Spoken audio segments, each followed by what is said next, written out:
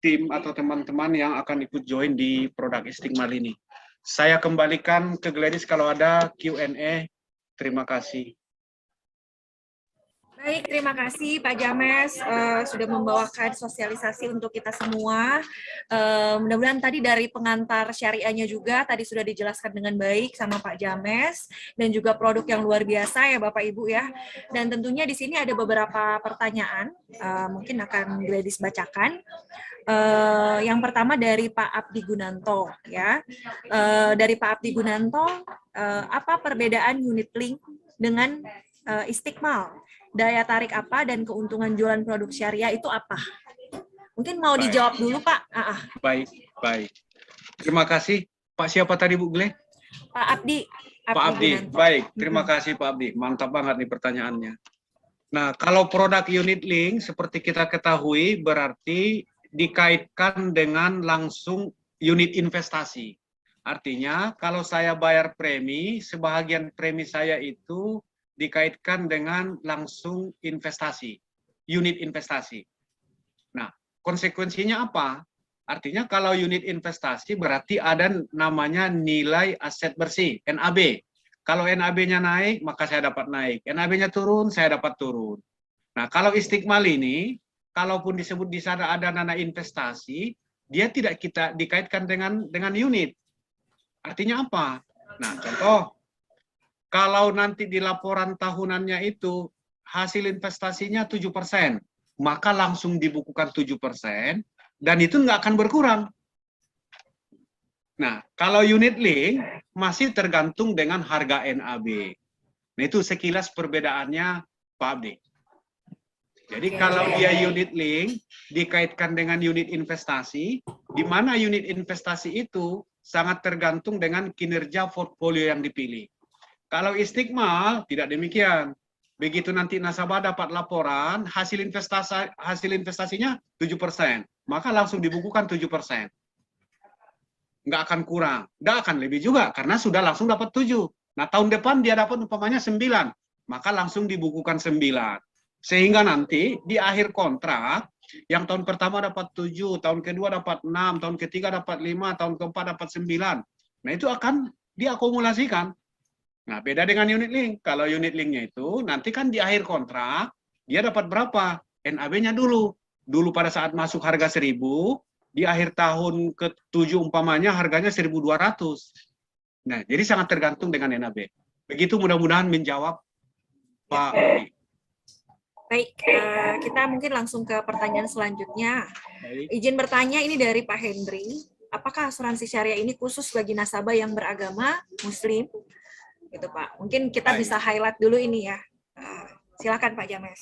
Baik, terima kasih Bu Gladys. Ya, tadi di akhir sesi kan kita sampaikan bahwa salah satu keistimewaan produk Istiqmal ini adalah keuniversalannya kan gitu. Jadi siapapun yang baik yang menjual atau yang mau membeli atau ikut bergabung. Artinya kalau saya mau beli, saya non muslim boleh. Jadi siapapun, jadi universal.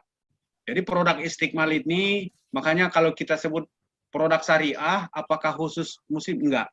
Siapapun boleh beli dan siapapun boleh jual gitu. Demikian, Bu. Ya.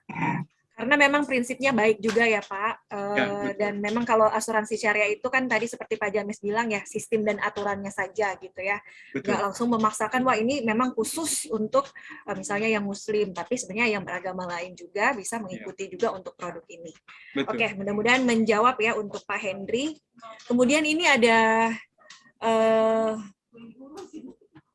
dari oh ya, ini PDF-nya nanti kita akan taruh juga di Mobis ya Bapak Ibu, dan akan kita kirimkan juga ke leader-leader. Kemudian ini dari Pak Nas nih, agak lumayan banyak nih Pak. Baik. Ini mungkin tadi sudah ada ilustrasi yang sudah diberikan, tapi nggak apa-apa dijawab Pak. Kontribusi atau preminya berapa sih? Mungkin minimalnya ya. Kalau di 3i kan berarti sudah mengikuti package dari premi yang 3i ya. Sebenarnya tidak apa namanya berbeda dari yang sudah dijual. Kemudian berapa tahun Ya. Nanti Pak James jawab ya. Baik. Uang manfaat meninggal, besaran investasi, dana tabaru. Nah, mungkin ini dana tabaru kan tadi sudah dijelaskan berbeda sama Tijaro ya Bapak Ibu ya. Nah, kemudian mungkin ini agak masih miss nih Pak. Dana tabaru terhimpun di kelola perusahaan di mana dan instrumennya apa? Nah, mungkin bisa diluruskan sedikit sama Pak James. Baik. Silakan Pak. Baik, terima kasih. Pertama tadi mengenai kontribusi. Pilihannya tadi ada 5 ya. Pertama yang 350, yang 500, yang 700, yang 1 juta, dan yang 2 juta. Jadi kontribusi tadi ada pilihan tuh Bapak Ibu. Saya ulangi lagi, 350, 500, 700, 1 juta, dan 2 juta. Nah, mengenai santunan asuransinya berapa? Nah, 60 kali dari kontribusi yang kita pilih. Kalau tadi kita pilih yang 350 kali 60 berarti 21 juta. Dan seterusnya. Nah, terus mengenai tabaru.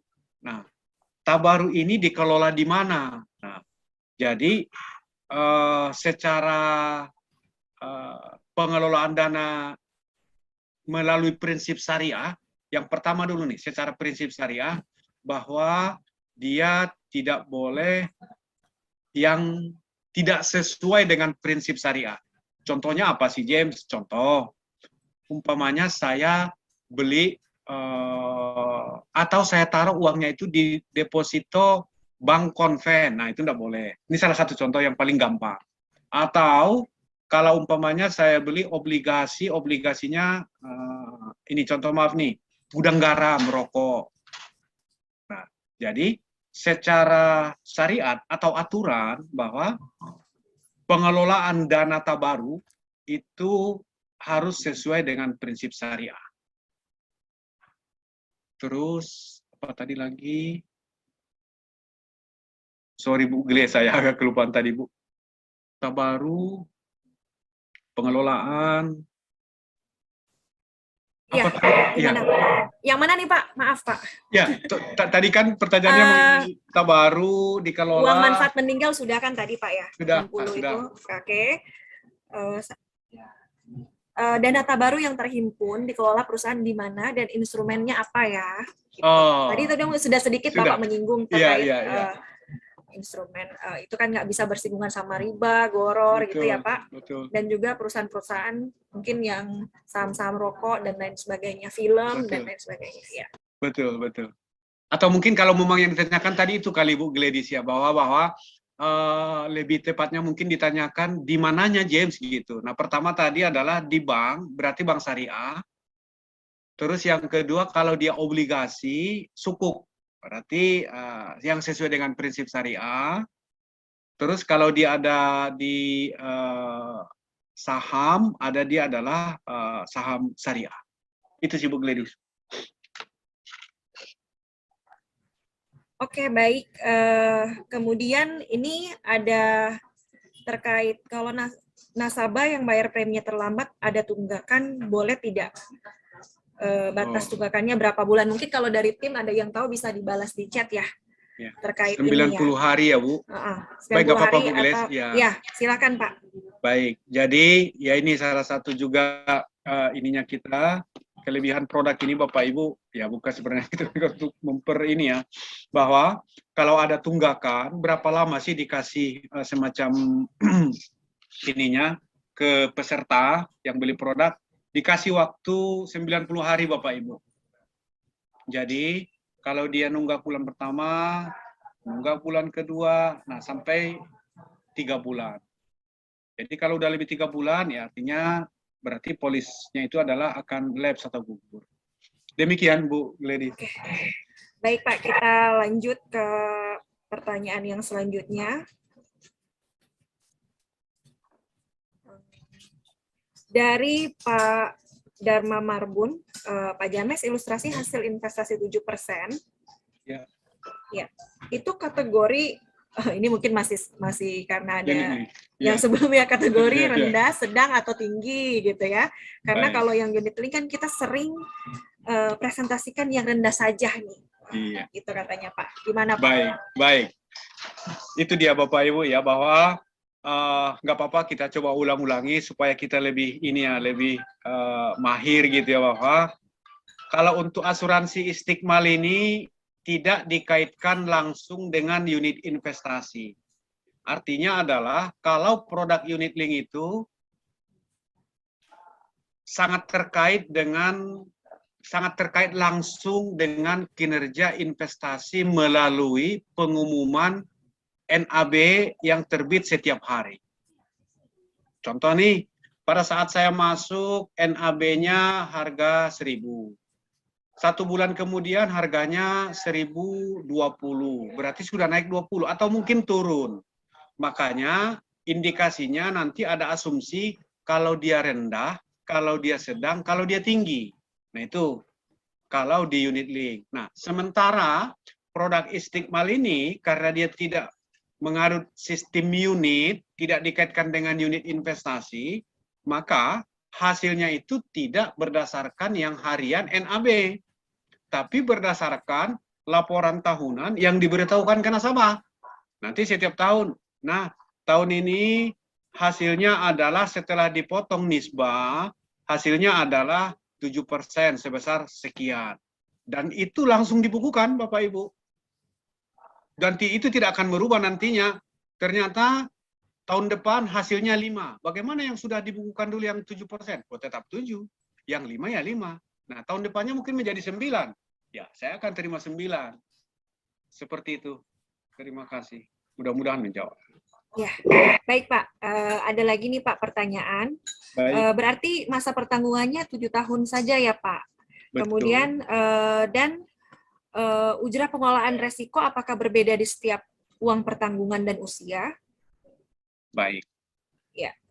Baik, terima kasih. Nah, kalau bicara ujroh itu sederhananya kalau di produk unit link yang selama ini kita tahu adalah akuisisi. Berarti ujroh sama, nggak akan berubah mau berapapun usianya, karena ujrohnya kalau ingat tadi, di tahun pertama 60% dari kontribusi atau dari premi, tahun keduanya 22,5, tahun ketiga 9. Jadi ujrohnya 3 tahun. Kalau yang sebelumnya itu, kalau kita masih ingat yang Bapak Ibu yang sebelumnya, 60, 25, 10, 55 kan gitu. Nah ini 3 tahun, walaupun bayar 5 tahun, tapi ujrohnya cukup 3 tahun. Dan ujroh ini berubah? Tidak. Jadi berapapun usianya dia, berapapun kontribusi yang dipilih, mau kontribusi 350, mau kontribusi yang 1 juta, 2 juta, ujrohnya tetap. Tahun pertama 60, tahun kedua 22,5, tahun ketiga 9. Demikian Bu Gladys. Oke, baik Pak. Kemudian ada lagi nih Pak. Bentar ya. Oh, saya sebagai agen unit link apa bisa jadi agen Istiqmal? Oke, sebaiknya punya lisensi dulu ya Pak. Betul, lisensi syariah dulu gitu ya. Lisensi syariah, betul. Oke, apalagi sebagian sih sudah mirip-mirip. Ada yang nanya gini Pak. Ya. Tahun ke-7 dana kita jadi berapa? Oke. Tadi ilustrasinya, kalau Bapak Ibu, oke saya share lagi, nggak apa-apa Bu Gle, saya coba share lagi yang tadi Bu.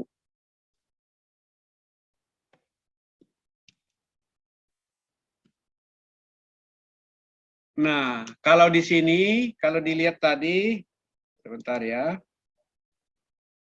Nah, kalau dilihat di slide saya, yang dana investasi peserta. Nah, dana investasi peserta ini adalah hasil dari iuran investasi dengan hasil 7% dan nisbah 95. Jadi totalnya di akhir tahun ke-7 itu 22.075.653. Jadi kalau ditanya, oh kalau hitung-hitungan, nah ini dia tadi kan, kalau dia bayar selama 5 tahun, totalnya 21. Jadinya menjadi 22. Tapi perlu diingat Bapak Ibu, yang perlu saya tekankan adalah pada saat kita menjelaskan ke teman-teman yang mau bergabung, cara ngitungnya bukan berarti dari kontribusi, saya bayar kontribusi 21, saya dapat 22, kecil dong. Nah, nggak demikian. Nah, makanya pendekatannya adalah, contoh nih, mau nggak menolong sesama, kalau dia muslim ya, Tapi kalau dia secara universal, menolong orang gitu. Menolong orang dengan bagaimana? Begitu orang beli produk ini dengan 4.200.000, di sini kan ada tabaru. Tabaru 63.000. Artinya orang yang ikut produk ini berarti dia sudah bersedekah Bapak Ibu. Sudah dia hibahkan. Artinya hibah, sedekah, berarti kita nggak akan ingatkan itu. Yang namanya kita sedekah ke orang lah, nggak kita ingat-ingat lagi. Artinya, begitu orang bayar kontribusi 4,2, dia hibahkan 63.000, ini adalah untuk menolong orang, kalau nanti terjadi resiko, maka saya ada kontribusi di sana. Itulah bahasa ininya ya. Artinya 63.000 itu adalah sedekah saya dalam bentuk tabaru. Kalau ada orang meninggal diambil dari kontribusi ini. Nah, bicara tadi pendekatannya saya di sana adalah menolong orang. Buat saya apa? Ya buat saya secara kalau dia orang Muslim, artinya dia bersedekah. Sedekah jariah itu adalah kalau dia meninggal, nah itu yang akan menolong dia nanti sampai dengan hari kiamat. Nah, jadi cara menghitungnya, kalau menurut saya pendekatannya jangan dari total kontribusi, kita hitung dapatnya 22, selisihnya kecil ya James. Nah, ini dia tadi. Nah, di awal pendekatannya adalah bahwa dari Anda kontribusi 4,2, sebahagian untuk menolong orang, sebahagian untuk investasi. Yang tujuannya adalah, tadi. Pertama, apakah mau ibadah, ataukah untuk darurat, atau bagaimana? Nah, dan perlu kita ingat judulnya tadi kita ada istiqmal, menyempurnakan. Mungkin orang sudah punya asuransi. Pada saat kita tawarkan, saya asuransi, udahlah, udah banyak. Pak, ya, kongres, Bapak sudah punya banyak asuransi. Tapi boleh nggak kita sempurnakan dengan istiqmal, Pak? Maksudnya, dengan istiqmal ini Bapak bersedekah ke orang. Kalau terjadi nanti resiko, ada sedekah Bapak di sana berupa dana tabarut sebesar ini. Pendekatannya lain. Demikian mungkin yang bisa saya jelaskan, Bu Gle. Oke, baik Pak. Ada 2 pertanyaan lagi. Baik. Karena nanti ada sosialisasi juga untuk yang sistem di Mobis ya. Jadi gini Pak, untuk apa bedanya kita bayar bulanan, tahunan, atau kita misalnya bayar sekaligus, dan dari nilai investasinya. Baik. Kemudian, apakah mungkin ada kemungkinan untuk investasinya itu di bawah 7%? Baik. Oke, itu mungkin Pak. Terima kasih, Bu Gle. Akan berbeda, sama dengan sebenarnya kalau kita konsep menabung, dengan saya nabung nyicil secara bulanan, dengan langsung sekaligus, akan berbeda hasilnya.